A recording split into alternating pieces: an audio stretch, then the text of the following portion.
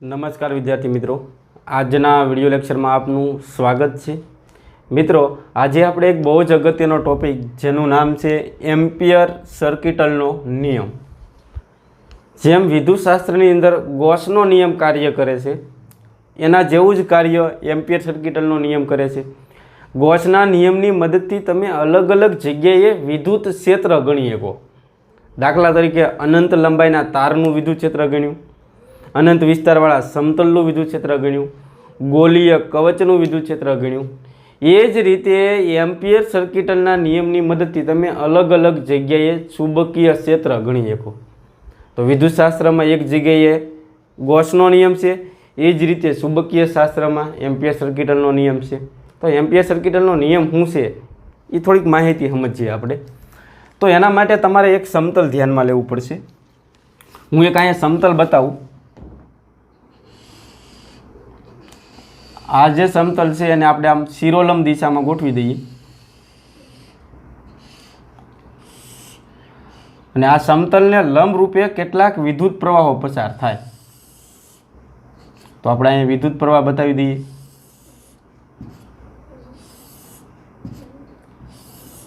बराबर, आपणे अहींया 5 विद्युत प्रवाहो बतावीए। आमांथी पसार थतो विद्युत प्रवाह I1, आपणो एक तार ध्यान में ल्यो तो आ तारमांथी पसार थतो विद्युत प्रवाह I1 छे। आ तारमांथी पसार थतो विद्युत प्रवाह I2 छे। आ तारमांथी पसार थतो विद्युत प्रवाह I3 छे। आ तारमांथी पसार थतो विद्युत प्रवाह I4 छे। आ तारमांथी पसार थतो विद्युत प्रवाह I5 छे। तो एक बे वाक्य लखवा होय तो लखी शकीए कि जेम जेम गॉसना नियमनी मददथी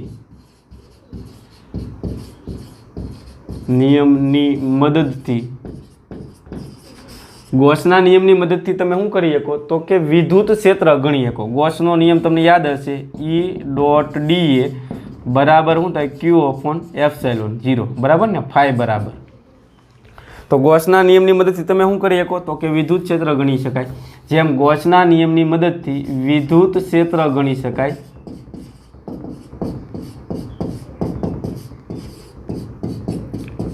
तेम एम्पियर सर्किटलना नियमनी मददथी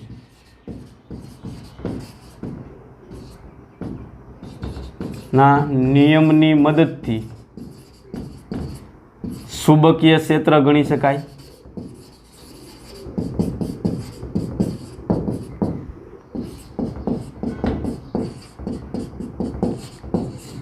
पहलू वाक्य क्लियर थयुं। जेम गॉसना नियमनी मददथी विद्युत क्षेत्र गणी शकाय तेम एम्पियर सर्किटलना नियमनी मददथी चुंबकीय क्षेत्र गणी शकाय।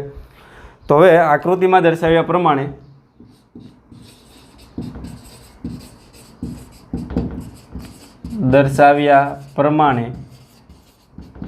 समतलने लंब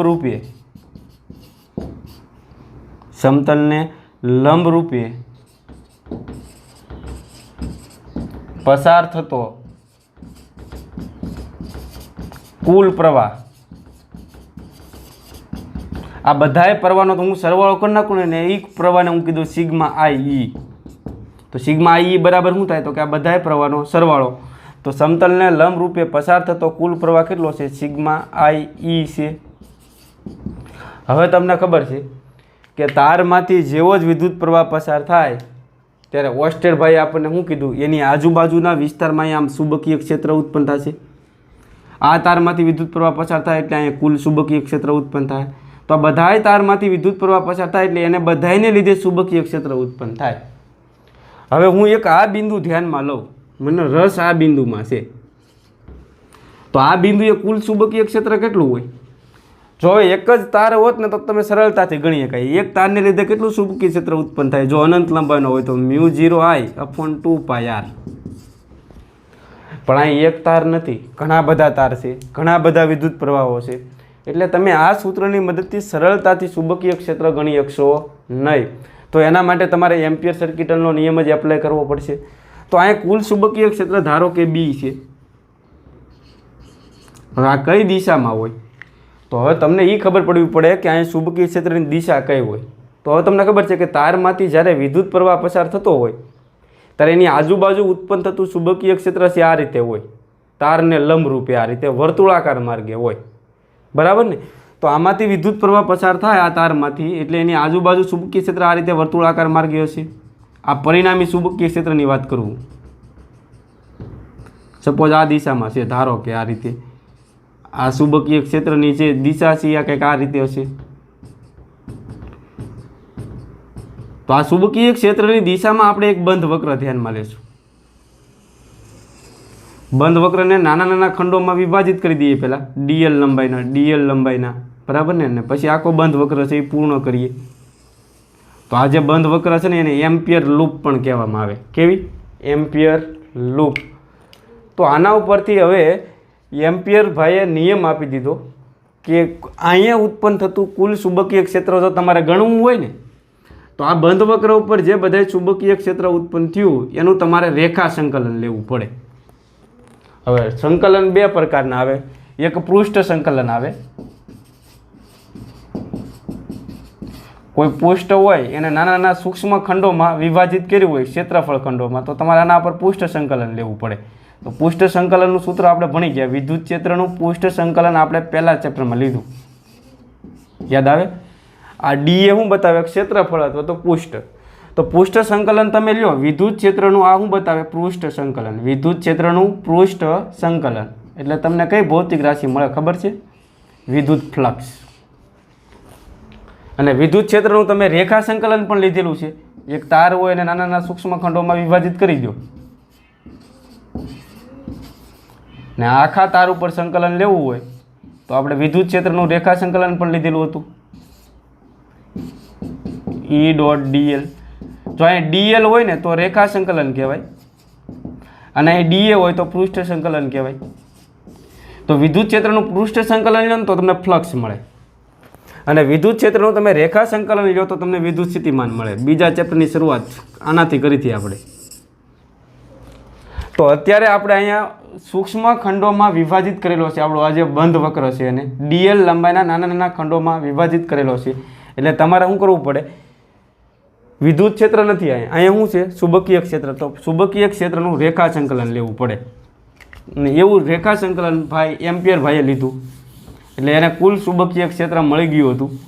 તો હવે એમ્પિયર સર્કિટલના નિયમનું ગાણિતિક સ્વરૂપ લખું. જુઓ, તો અહીં જે બધું ચુંબકીય ક્ષેત્ર ઉત્પન્ન થયું બી, એનું તમારે રેખા સંકલન લેવાનું. એટલે બી ડોટ ડીએલ ને ક્લોઝ ઇન્ટિગ્રેશન શું બતાવે?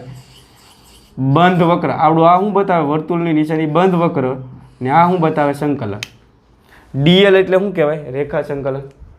તો આને પહેલાં બોલતા આવડશે. હું તમને ફરીવાર યાદ કરાવું કે આ વિદ્યુત પ્રવાહ પસાર થયો એટલે એની આજુબાજુ શું ઉત્પન્ન થયું? ચુંબકીય ક્ષેત્ર.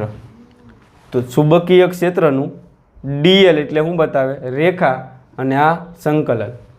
તો બંધ વક્ર પર, આ બંધ વક્ર પર ચુંબકીય ક્ષેત્રનું રેખા સંકલન એ કોના જેટલું હોય? તો એમ્પિયર ભાઈએ શું કીધું? શૂન્ય અવકાશની પરમિએબિલિટી એટલે કે μ0, અને બંધ વક્રમાંથી પસાર થતો જે કુલ વિદ્યુત પ્રવાહ છે એટલે કે સિગ્મા આઈ, આ બેના ગુણાકાર જેટલું હોય. તો આવડું આ જે છે ને એને એમ્પિયર સર્કિટલનો નિયમ કહેવામાં આવે. હું એકવાર શાંતિથી બોલું છું ને તમને કડકડાટ આવડવો જોઈએ. અહીંયા આજુબાજુના વિસ્તારમાં શું ઉત્પન્ન થયું? ચુંબકીય ક્ષેત્ર. તો ચુંબકીય ક્ષેત્રમાં અહીંથી શરૂઆત કરવાની બોલવાની. ચુંબકીય ક્ષેત્રમાં આ શું બતાવે? બંધ વક્ર. બંધ વક્ર પરનું રેખા સંકલન ઇન્ટિગ્રેશન ડીએલ શું બતાવે? રેખા સંકલન. ફરીવાર, ચુંબકીય ક્ષેત્રમાં બંધ વક્ર પરનું રેખા સંકલન કોના જેટલું હોય? તો બંધ વક્ર દ્વારા ઘેરાતો કુલ વિદ્યુત પ્રવાહ અને શૂન્ય અવકાશની પરમિએબિલિટીના ગુણાકાર જેટલું હોય, જેને એમ્પિયર સર્કિટલનો નિયમ કહે છે. તો આ નિયમનો ઉપયોગ કરીને આપણે અહીંયા ચુંબકીય ક્ષેત્ર આરામથી ગણી શકશું, એટલે એની ચિંતા કરતા નહીં. તો અહીંયા પહેલાં નિયમ લખીએ આપણે કે એમ્પિયર સર્કિટલનો નિયમ શું આવે? તો ચુંબકીય ક્ષેત્રમાં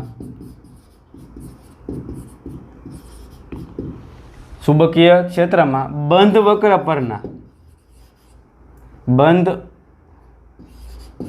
વક્ર પરનું રેખા સંકલન,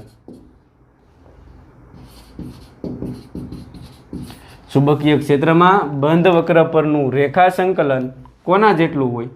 તો કે બંધ વક્રમાંથી સંકલન બંધ વક્રમાંથી પસાર થતા કુલ વિદ્યુત પ્રવાહ અને શૂન્ય અવકાશની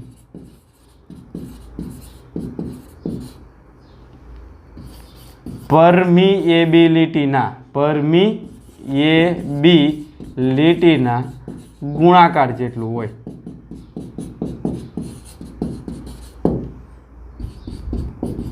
જેને એમ્પિયર સર્કિટલનો નિયમ કહે છે. તો એમ્પિયર સર્કિટલનો નિયમ શું આવશે? ક્લોઝ ઇન્ટિગ્રેશન સૂત્ર યાદ રાખવાનું છે ખાસ, બી ડોટ ડીએલ બરાબર મ્યુ 0 ઇન્ટુ સિગ્મા આઈ. અહીંયા આઈ ઈ લેશું. આઈ એટલે શું? તો કે એમ્પિયરન લૂપ છે, આ બંધ વક્રમાંથી પસાર થતો કુલ વિદ્યુત પ્રવાહ. એની બહારનો વિદ્યુત પ્રવાહ આપણે ધ્યાનમાં લેશું નહીં, એ એક ખાસ યાદ રાખજો. તો અહીંયા લખવાનું કે સિગ્મા આઈ ઈ બરાબર બંધ વક્ર પરનો બંધ વક્રમાંથી પસાર થતો કુલ વિદ્યુત પ્રવાહ. હજી એક આપણે અહીંયા વાક્ય લખવું હોય તો લખી શકીએ કે આપેલા પ્રવાહોને લીધે મળતું ચુંબકીય ક્ષેત્ર સદિશ બી એ બંધ વક્રની દિશામાં હોય છે. જે દિશામાં આપણે બંધ વક્ર પરનું રેખા સંકલન લઈએ છીએ એ જ દિશામાં ચુંબકીય ક્ષેત્ર હોય છે. તો આટલું તમારે આની. તો હવે આપણે એમ્પિયર સર્કિટલના નિયમની મદદથી અનંત લંબાઈના તારનું ચુંબકીય ક્ષેત્ર સમજવાનું છે. એમ્પિયર સર્કિટલના નિયમનો એક પ્રકારનો ઉપયોગ કહેવાય. જેમ ગોસના નિયમની મદદથી આપણે અનંત લંબાઈના તારનું વિદ્યુત ક્ષેત્ર ગણ્યું 2k λ/r. એ જ રીતે અનંત લંબાઈના તારનું જો તમારે ચુંબકીય ક્ષેત્ર ગણવું હોય તો કોના નિયમનો ઉપયોગ કરવો પડે? એમ્પિયર સર્કિટલના નિયમનો. આ થિયરી ભણશું એટલે એમ્પિયર સર્કિટલનો નિયમ તમને આખો ક્લિયર થઈ જશે. તો એના માટે આપણે પહેલાં એક અનંત લંબાઈનો તાર ધ્યાનમાં લેશું. આ તારને આપણે થોડોક ઝૂમ કરીને બતાવવાનો છે, બરાબર ને? અનંત લંબાઈના તારનો એક નાનો એવો ટુકડો હું અહીં બતાવું. આ તાર છે, તાર છે એ તમને ખબર છે, આવો પતલો હોય, નળાકાર હોય, પણ આને હું થોડોક ઝૂમ કરીને તમને અહીં બતાવું તો આપણો આ તાર થઈ ગયો અનંત લંબાઈનો તાર છે, બરાબર ને? આ રીતે આ તારની આ અક્ષ થઈ ગઈ. આને આપણે તારની ત્રિજ્યા કહી દઈએ. તારની ત્રિજ્યા છે આડછેદની ત્રિજ્યા, એને હું એ કહી દઉં. તારના આડછેદની ત્રિજ્યાને હું કહી દઉં એ. હવે તારમાંથી ટોટલ આપણો આ ભાગ છે, આ ભાગ છે, આ ભાગ છે, આખા તારમાંથી ટોટલ આઈ જેટલો પ્રવાહ ઉપર તરફ વહે છે. આ એ ત્રિજ્યાનો જે આખો ભાગ છે એમાં ટોટલ પ્રવાહ કેટલો છે? આઈ. આમાં ઇલેક્ટ્રોન ગતિ કરતા હોય, આમાં ગતિ કરતા હોય, તો આખા તારમાં ઇલેક્ટ્રોન ગતિ કરે એટલે ટોટલ પ્રવાહ કેટલો મળ્યો તમને? આઈ. તો હવે વિદ્યુત પ્રવાહ જેવો જ પસાર થાય એટલે એની આજુબાજુના વિસ્તારમાં ચુંબકીય ક્ષેત્ર ઉત્પન્ન થાય. તો તારની અક્ષથી મારે આર અંતરે આવેલા બિંદુએ ચુંબકીય ક્ષેત્ર ગણવું છે. તો હવે તમારે જેટલા અંતરે ચુંબકીય ક્ષેત્ર ગણવાનું હોય એટલી ત્રિજ્યાનો તમારે બંધ વક્ર ધ્યાનમાં લેવાનો, જેને આપણે એમ્પિયરન લૂપ કહેશું. તો આપણે અહીંયા આર ત્રિજ્યાનો બંધ વક્ર ધ્યાનમાં લઈએ. હવે આ બિંદુએ ચુંબકીય ક્ષેત્ર કઈ દિશામાં છે એ વિચારો. તો અત્યારે તમને ખબર પડે છે તારમાં વિદ્યુત પ્રવાહ ઉપર તરફ પસાર થાય છે, આમ, બરાબર ને? તો તમે આમ પ્રવાહની દિશામાં હાલ્યા જાવ તો આ બાજુ તમારો ડાબો હાથ આવશે ને આ બાજુ તમારો જમણો હાથ આવશે. જે બાજુ ડાબો હાથ આવે ત્યાંથી ક્ષેત્ર રેખાઓ બહાર નીકળતી હોય એટલે એને આપણે ડોટ વડે બતાવશું. જે બાજુ જમણો હાથ આવે ત્યાં ક્ષેત્ર રેખાઓ દાખલ થતી હોય એટલે એને આપણે ક્રોસ વડે બતાવશું. એટલે થાય છે હું તારમાંથી આમ ક્ષેત્ર રેખાઓ બહાર નીકળતી હોય આ રીતે, ને આમ દાખલ થતી હોય. એટલે આમાં ચુંબકીય ક્ષેત્ર બીની દિશા છે ને આ પરિઘની દિશામાં હોય. આમાં ચુંબકીય ક્ષેત્ર છે આ રીતે હશે. તો આ બિંદુએ ચુંબકીય ક્ષેત્ર કંઈક આમ હશે ડીબી. હવે રેખા સંકલન લેવા માટે શું કરશો તમે? આને નાના નાના સૂક્ષ્મખંડમાં વિભાજિત કરી દો. ડીએલ લંબાઈના હું ડીએલ લંબાઈના સૂક્ષ્મખંડમાં આને વિભાજિત કરી દઉં. આખા બંધ વક્રને ડીએલ લંબાઈના સૂક્ષ્મખંડમાં વિભાજિત કરો. તો હવે તમને ખબર પડે છે ડીએલ એ આપણું આમ છે, બરાબર, અને બી આપણું આમ છે. જે દિશામાં આપણે રેખા સંકલન લઈએ છીએ એ દિશામાં અહીંયા ચુંબકીય ક્ષેત્ર છે. અને બી કેવું હોય તો કહી દો. તો બી અને ડીએલ બંને એક જ દિશામાં છે. તો બંને વચ્ચેનો ખૂણો કેટલો થાય? 0 ડિગ્રી. તો હવે કુલ ચુંબકીય ક્ષેત્ર ગણવા માટે આપણે એમ્પિયર સર્કિટલનો નિયમ લાગુ પાડશું. તો એમ્પિયર સર્કિટલના નિયમ પરથી એમ્પિયર સર્કિટલના નિયમ પરથી તો એમ્પિયર સર્કિટલનો નિયમ શું છે? Close integration B dot DL બરાબર μ0 ઇન્ટુ સિગ્મા આઈ ઈ. ધ્યાન રાખજો. હવે તમે અહીંથી ડોટ દૂર કરો તો શું થઈ જાય? કયો? કોસ થીટા આવી જાય. એટલે બી ડીએલ કોસ થીટા બરાબર μ0 સિગ્મા આઈ ઈ એટલે બંધ વક્રમાંથી પસાર થતો કુલ વિદ્યુત પ્રવાહ. હવે તમને ખબર પડે છે આવડો આ જે બંધ વક્ર છે એમાં ટોટલ કેટલો વિદ્યુત પ્રવાહ પસાર થતો હશે? જે તારમાંથી પસાર થતો હોય એ જ બંધ વક્રમાંથી પસાર થતો હશે. તો આ બંધ વક્રમાંથી પસાર થતો કુલ પ્રવાહ કેટલો આવશે? આઈ. તો અહીંયા સિગ્મા આઈ ની જગ્યાએ મૂકી દઉં હું આઈ. હવે આ થીટા છે એ કોની વચ્ચેનો ખૂણો છે? તો કે બી અને ડીએલ વચ્ચેનો ખૂણો. તો તમને ખબર પડે છે ચુંબકીય ક્ષેત્ર આ બંધ વક્રની દિશામાં જ છે આમ. અને આપણે રેખા સંકલન એટલે કે આપણે હાલીએ આ દિશામાં છે. તો બી અને ડીએલ બંને હારોહાર હાલતા હશે. તો બંને વચ્ચેનો ખૂણો કેટલો હોય? 0. તો અહીં 0 મૂકી દો ડિગ્રી. તો એક સ્ટેપ આગળ વધીએ. ક્લોઝ ઇન્ટિગ્રેશનના ક્લોઝ ઇન્ટિગ્રેશન બીના બી ડીએલના ડીએલ μ0ના μ0 આઈના આઈ. પહેલાં મને કહેશો આ બી શું છે? તો કે આવડું આ આર અંતરે ચુંબકીય ક્ષેત્ર. યાદ રાખજો, તારથી આર અંતરે ચુંબકીય ક્ષેત્ર, એ ભૂલાવવું જોઈએ નહીં. હવે બીને હું બહાર કાઢી નાખું તો થવાનું ક્લોઝ ઇન્ટિગ્રેશન ડીએલ બરાબર μ0 ઇન્ટુ આઈ. હવે તમને ખબર છે કે ઇન્ટિગ્રેશન સંકલન અને વિકલન છે એકબીજાના વ્યસ્ત છે અને બંનેનો ગુણાકાર થાય એટલે બે કેન્સલ થાય. એટલે સંકલન અને વિકલન બંને કેન્સલ થવાના. તો બીના બી તો અહીં રહેશે હું એલ બરાબર શું થાય? μ0 ઇન્ટુ આઈ. હવે આ એલ એટલે શું? તો કે આખા બંધ વક્રની લંબાઈ. કારણ કે આખા બંધ વક્રના બધા ડીએલ ખંડોનો સરવાળો કરીએ એટલે આપણને એલ મળે. એટલે એલ એટલે શું? તો કે આ બંધ વક્રની લંબાઈ. બંધ વક્ર એટલે વર્તુળ, ને વર્તુળની લંબાઈ કોના જેટલી હોય? તો કે એના પરિઘ જેટલી.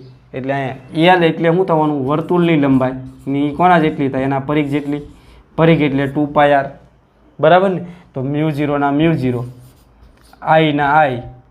તો ફાઇનલી બી બરાબર શું આવશે? કયો? μ0 આઈ અપોન 2πr. તો આ સૂત્ર ઓલરેડી આપણે પહેલાં મેળવેલું હતું ને અત્યારે સાબિત કર્યું કે અનંત લંબાઈનો તાર હોય એમાંથી જ્યારે આઈ જેટલો વિદ્યુત પ્રવાહ પસાર થતો હોય તો તારથી આર અંતરે ચુંબકીય ક્ષેત્ર કેટલું હોય? તો શું આવશે? μ0 આઈ અપોન 2πr. આ તારની બહારના વિસ્તારમાં ચુંબકીય ક્ષેત્ર ગણીએ છીએ આપણે, તારની બહારના વિસ્તારમાં. તો બહારના વિસ્તારમાં ચુંબકીય ક્ષેત્ર અંતર સાથે કેવો સંબંધ ધરાવે છે? અંતરના વ્યસ્ત પ્રમાણમાં. આ બધું તો અચળ છે કે નહીં. એટલે બી સલેશે શું થવાનું? 1/r. એટલે કે જેમ જેમ તમે અંતર વધારતા જાઓ એમ બહાર ચુંબકીય ક્ષેત્રની તીવ્રતામાં શું થાય? ઘટાડો થાય. સપોઝ અહીંયા 10 હોય તો આગળ જાઓ એમ ઘટતું જાય. 8 થયું, અહીંયા 7 થયું, અહીંયા 5 થયું. એમ ચુંબકીય ક્ષેત્રનું મૂલ્ય છે એ ધીમે ધીમે ઘટતું જાય. એટલે અંતરના કેવું છે? વ્યસ્ત પ્રમાણમાં. તો બહારના વિસ્તારમાં તો આપણે ચુંબકીય ક્ષેત્ર ગણી નાખ્યું. હવે આપણે અંદરના વિસ્તારમાં ચુંબકીય ક્ષેત્ર ગણવાનું છે. આપણે આ ક્યાં ગણ્યું? તો કે બહારના વિસ્તારમાં. આ કાઢી નાખું. બહારના વિસ્તારમાં. બહારનો વિસ્તાર એટલે તમને ખબર પડી જવી જોઈએ કે આ આર છે એ કરતાં કેવો હશે? મોટો. ખબર પડે છે કે નહીં? બહારના વિસ્તારમાં જાઓ એટલે આરની કિંમત વધી જાય. કોના કરતાં? એ કરતાં. એટલે આપણે અહીં એવું લખીએ કે આર ગ્રેટર ધેન શું આવશે? એ. તો બહારના વિસ્તારમાં આપણને ચુંબકીય ક્ષેત્ર મળી ગયું. એને સમીકરણ નંબર આપી જોઈએ. હવે આપણે અંદરના વિસ્તારમાં ગણવું છે, ધ્યાન અહીંયા રાખજો. સપોઝ અંદરના વિસ્તારમાં મારે આ બિંદુએ ચુંબકીય ક્ષેત્ર ગણવું છે, આને પી બિંદુ કહી દો ને આને હું પી ડેશ કહી દઉં. તો જેટલા અંતરે ચુંબકીય ક્ષેત્ર ગણવાનું હોય એટલી ત્રિજ્યાનો બંધ વક્ર ધ્યાનમાં લેવાનું. તો આપણે આ બિંદુએ ધ્યાનમાં લઈએ, તો આ બિંદુએ આપણે એક બંધ વક્ર ધ્યાનમાં લઈએ, આની ત્રિજ્યાને હું આર ડેશ કહી દઉં. તો બંધ વક્રમાંથી પસાર થતા પ્રવાહો તમને દેખાય, આ ત્રણે જ છે. જો આવડો આ અને આવડો આ. બાવડો આ પ્રવાહ છે એ બંધ વક્રની બહારના વિસ્તારમાં છે. એટલે આ બંધ વક્રમાંથી ટોટલ કેટલો વિદ્યુત પ્રવાહ પસાર થતો? તો આઈ જેટલો. પણ આ બંધ વક્રમાંથી આઈ જેટલો પ્રવાહ પસાર નહીં થાય, કારણ કે અમુક પ્રવાહ બંધ વક્રની બહાર જતા રહે. તો આ બંધ વક્રમાંથી પસાર થતો જે પ્રવાહ છે એટલા ભાગમાંથી એને હું આઈ ડેશ કહી દઉં. ધ્યાન રાખજો. ને આ બિંદુએ ચુંબકીય ક્ષેત્ર કઈ દિશામાં છે? તો કે બંધ વક્રની દિશામાં જ હશે. આમ તો બી આમ હશે ને આપણે રેખા સંકલન આમે લઈશું, એટલે બી અને ડીએલ બંને એક જ દિશામાં છે, આમાં પણ. તો હવે અંદરના વિસ્તારમાં ચુંબકીય ક્ષેત્ર ગણવાનું છે. અંદરના વિસ્તારમાં એટલે આર ડેશ અંતરે. હવે આર ડેશ એ કરતાં મોટું હશે કે નાનું હશે? આ અંતર એ થયું ને આ આર ડેશ છે. તો અત્યારે એ મોટું છે ને આર ડેશ કેવું છે? નાનું. તો લખીએ આપણે અંદરના વિસ્તારમાં,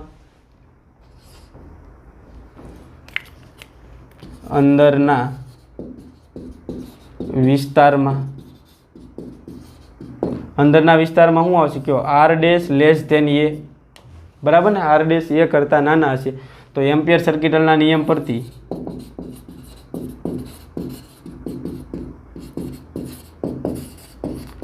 ફરીવાર એમ્પિયર સર્કિટલનો નિયમ લાગુ પડે તો ક્લોઝ ઇન્ટિગ્રેશન શું આવશે? બી ડોટ ડીએલ બરાબર મ્યુ 0 સિગ્મા આઈ ઈ. તો ક્લોઝ ઇન્ટિગ્રેશનના ક્લોઝ ઇન્ટિગ્રેશન ડોટ દૂર કરો તો શું આવશે? Cos theta. ને બી અને ડીએલ વચ્ચેનો ખૂણો કેટલો થાય? 0. એટલે ડાયરેક્ટ લખીએ કોસ 0. મ્યુ 0 ના મ્યુ 0. ને સિગ્મા આઈ એટલે બંધ વક્રમાંથી પસાર થતો વિદ્યુત પ્રવાહ. અત્યારે બંધ વક્રમાંથી કેટલો વિદ્યુત પ્રવાહ પસાર થાય છે? આઈ જેટલો નથી થતો. આઈ તો આખા તારમાંથી પસાર થાય. તો બંધ વક્રમાંથી કેટલો પ્રવાહ પસાર થાય છે? આઈ ડેશ. તો અહીં લખી નાખો આઈ ડેશ. ક્લિયર થયું? આમાંથી બી બહાર કાઢી નાખો તો શું આવશે? Close integration DL. કોસ 0ની કિંમત તો 1 થઈ જશે. Mu 0 I dash. Integration derivation જવાના તો રહેશે હું એલ બરાબર શું થાય? Mu 0 I dash. બી ના બી. એલ એટલે બંધ વક્રની લંબાઈ. હવે બંધ વક્રની ત્રિજ્યા કેટલી છે? R dash. તો એની લંબાઈ કેટલી થવાની? 2 પાઈ આર ડેશ બરાબર શું થાય? Mu 0 I dash. તો ફાઇનલી બી બરાબર શું આવશે? કયો mu 0 I dash upon 2 pi are dash. બરાબર ને? આને આ બાજુ લાવો એટલે તો તમારે આવડી આ જે અક્ષથી આર અંતરે ચુંબકીય ક્ષેત્ર ગણવું છે, આર ડેશ અંતરે, તો કેટલું આવે? Mu 0 I dash upon 2 pi are dash. લોચા શું થાય કે અંદર જે આઈ ડેશ પ્રવાહ છે એ આપણે સરળતાથી ગણી શકીએ નહીં. આ તારમાંથી પસાર થતો પ્રવાહ ગણવો હોય તો એ મીટરનો ઉપયોગ કરવામાં આવે. હવે એ મીટર તો આખા તારનો પ્રવાહ માપે. જ્યારે આપણે આ સૂત્રમાં શું આવ્યું છે? આઈ ડેશ. આઈ ડેશ તો એટલા ભાગનો જ પ્રવાહ છે, એટલે એટલા ભાગનો પ્રવાહ આપણે સરળતાથી ગણી શકીએ નહીં. એટલે આ સૂત્રમાંથી જો તમારે ચુંબકીય ક્ષેત્ર ગણવું હોય તો આ પ્રવાહને ગાયબ કરવો પડે, કારણ કે આને આપણે સરળતાથી ગણી શકવાના નથી અથવા માપી શકવાના નથી. તો આઈ ડેશને ગાયબ કરવા માટે આપણે એક ત્રિરાશિ મૂકીએ. જુઓ કે આ આખું આડછેદ ધ્યાનમાં લો. આ આખા આડછેદમાંથી કેટલો વિદ્યુત પ્રવાહ પસાર થાય છે? આઈ. અને આ આટલો આડછેદ લ્યો, એમાંથી કેટલો વિદ્યુત પ્રવાહ પસાર થાય છે? આઈ ડેશ. એટલે આ આડછેદનું ક્ષેત્રફળ કેટલું છે? પાઈ એ સ્ક્વેર. પાઈ એ સ્ક્વેર ક્ષેત્રફળ લ્યો તો એમાંથી પસાર થતો વિદ્યુત પ્રવાહ કેટલો છે? આઈ. બરાબર ને? આવડો આ. તો આટલા આડછેદમાંથી પસાર થતો વિદ્યુત પ્રવાહ કેટલો થાય? આટલું આડછેદ એટલે હું પાઈ આર ડેશનો વર્ગમાંથી પસાર થતો પ્રવાહ કેટલો હોય? ત્રિરાશિ મૂકી શકો. તો એ ગણવા માટે હું અહીં ત્રિરાશિ મૂકું. જુઓ સમીકરણ નંબર આને 2 આપી દો કે પાઈ એ સ્ક્વેરમાંથી અથવા તો આડછેદમાંથી અથવા ક્ષેત્રફળમાંથી પસાર થતો પ્રવાહ કેટલો હશે? આઈ છે. પ્રવાહ બરાબર આઈ. તો આપણે કેમાંથી ગણવાનો છે? નાના એવા આડછેદમાંથી. એટલે એનું ક્ષેત્રફળ કેટલું છે? પાઈ આર ડેશનો વર્ગ ક્ષેત્રફળમાંથી પસાર થતો પ્રવાહ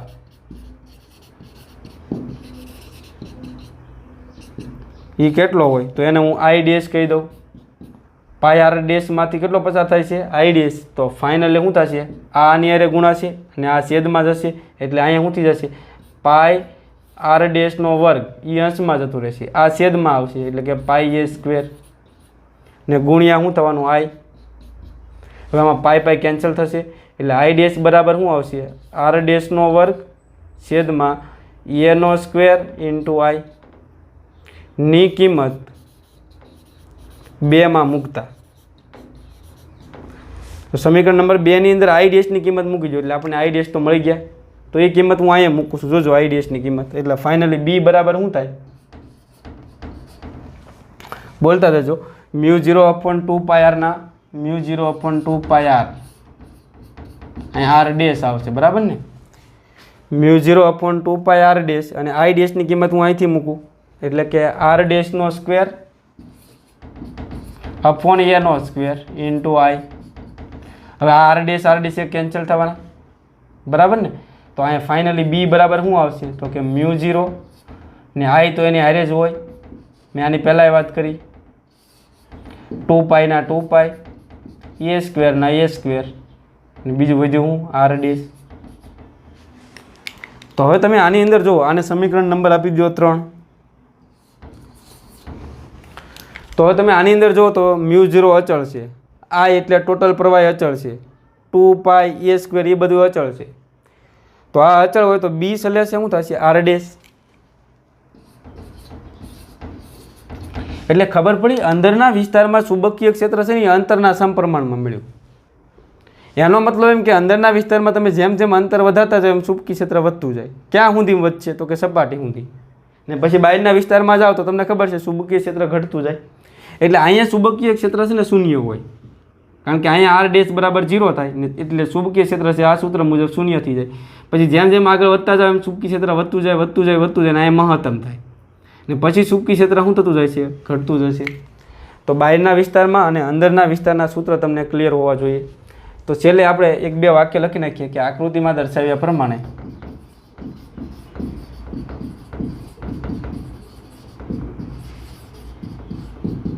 પ્રમાણે અનંત લંબાઈના તારમાંથી આઈ જેટલો વિદ્યુત પ્રવાહ પસાર થાય છે.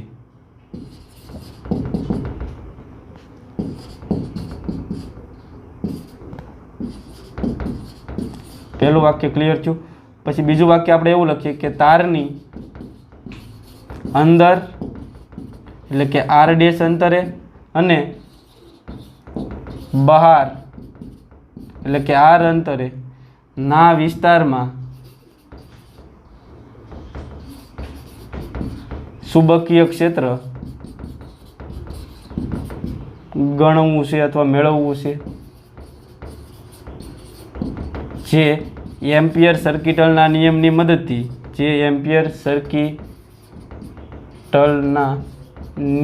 મદદથી ગણી શકાય છે. તો અંદરના વિસ્તારમાં પહેલાં બહારના વિસ્તારમાં ગણશું પછી અંદરના વિસ્તારમાં ગણશું. હવે તમને સપાટી ઉપર ગણવાનું કહે તો આની સપાટી ઉપર કેટલું થાય એ તમે વિચારો. ધીમે ધીમે આપણું આ જે બિંદુ છે અહીંયા છે આ બિંદુને હું સપાટી ઉપર લઈ લઉં તો આપણું આર ડેશ અંતર છે એ કોના જેટલું થઈ જાય સપાટી ઉપર લ્યો તો આર ડેશ છે એ જેટલું થઈ જાય અને સપાટી ઉપર આવો તો આર ડેશ બરાબર એ થઈ જાય. તો અહીં એ મૂકી દો આર ડેશની જગ્યાએ એ કેન્સલ થાય. તો સપાટી ઉપર જો તમને ચુંબકીય ક્ષેત્ર ગણવાનું કહે તો કેટલું હવે μ0I/2 પાય એ મેક્સિમમ હશે આવડું. આનાથી વધારે ચુંબકીય ક્ષેત્ર મળી શકે નહીં એટલે તમે યાદ રાખજો. તો હવે આપણે એટલું યાદ રાખવાનું છે કે જો તાર હોય એની અંદરના વિસ્તારમાં ચુંબકીય ક્ષેત્ર અંતર સાથે કેવો સંબંધ ધરાવે છે. તારની અંદરના વિસ્તારમાં અંદર છે એ બી સલે છે શું આવશે કયો આર અંતરના સમપ્રમાણમાં હોય. આર છે એ ત્રિજ્યા કરતાં ઓછું હોય. બહારના વિસ્તારમાં બી ચલે છે અંતરના વર્ગ વ્યસ્ત પ્રમાણમાં છે, ખાલી અંતરના વ્યસ્ત પ્રમાણમાં, એટલે કે આર એ કરતાં મોટું હોય અને સપાટી ઉપર કેવું થાય કયો? બી મેક્સિમમ થાય, મહત્તમ, એટલે કે આર બરાબર એ માટે. એટલું યાદ રહી જશે. તો આ થિયરીમાં શું કરવાનું? પહેલાં તમારે આ આકૃતિ દોરવાની, પછી અહીંથી અહીંયા સુધીનું લખાણ લખવાનું, અહીંયા સુધીનું, પછી તમારે આ લખવાનું છે, એની પછી આ લખવાનું છે ને એની પછી અહીંયા સુધી લખવાનું છે ને એની પછી આ 3 મુદ્દા લખવાના છે. તો એમ એમ્પિયર સર્કિટલના નિયમની મદદથી તમે તારનું ચુંબકીય ક્ષેત્ર ગણી શકો. છેલ્લે તમને એ વાત ક્લિયર હોવી જોઈએ કે તારની અંદર તમે આની અક્ષથી સપાટી તરફ જાઓ તો ચુંબકીય ક્ષેત્ર વધતું જાય, સપાટી પર મેક્સિમમ થાય, પછી બહારના વિસ્તારમાં ચુંબકીય ક્ષેત્ર છે એ ઘટતું જાય. છેલ્લે જો તમારાનો આલેખ દોરવો હોય ને તો આલેખ કંઈક આવો આવે. હું અહીંયા નાનો એવો આલેખ બતાવી દઉં તમને. બી વિરુદ્ધ આરનો આલેખ તમારે છેલ્લે દોરવાનો છે તો આલેખ કંઈક આવો થશે. તો જો અંદરના વિસ્તારમાં છે એ ચુંબકીય ક્ષેત્ર છે એ વધતું જતું હોય, એટલે કે અહીંયા આર બરાબર એ લઈ લો. આ સપાટીનું બિંદુ આવી ગયું, તો સપાટી સુધી છે એ તમે જોશો ને તો ચુંબકીય ક્ષેત્ર સમપ્રમાણમાં હોય, એટલે ગ્રાફ આવે સૂર્ય. આવડું આ અંતર છે ને એ કરતાં ઓછું છે. અહીંયા 0 લઈ લઈએ આપણે, 0 થી એ સુધીનું અંતર, એટલે અહીંથી અહીંયા સુધીનું અંતર, ને અહીંથી અહીંયા સુધીના અંતરમાં ચુંબકીય ક્ષેત્ર છે અંતરના સમપ્રમાણમાં હોય, એટલે ગ્રાફ આવે સૂર્ય. અને બહારના વિસ્તારમાં જાઓ એટલે કે એ કરતાં તમે આગળ જાઓ તો ચુંબકીય ક્ષેત્ર અંતરના વ્યસ્ત પ્રમાણમાં ઘટે, ને અંતરના વ્યસ્ત પ્રમાણમાં ઘટે એટલે ગ્રાફ આવે છે પરવલયાકાર. તો બી ચલે છે શું આવશે? 1/r. તો આનો ગ્રાફ છે એ કંઈક આ રીતનું આવશે. તો આવડું આ લખીને એની નીચે તમારે બી વિરુદ્ધ આરનો આલેખ દોરવાનો. તો આટલું કામ આ થિયરીમાં કરવાનું છે. આ જૂના સિલેબસમાં થિયરી તરીકે આપ્યું હતું, ને આ સિલેબસમાં હાલમાં તમારો કરંટ સિલેબસ છે એની અંદર આવડું આ છે દાખલા સ્વરૂપે આપ્યું. જો મારી ભૂલ ન થતી હોય ને તો તમારું લગભગ ચોથું ઉદાહરણ છે 8.4. બાકી ભૂલ ચૂક લેવી દેવી, બરાબર ને?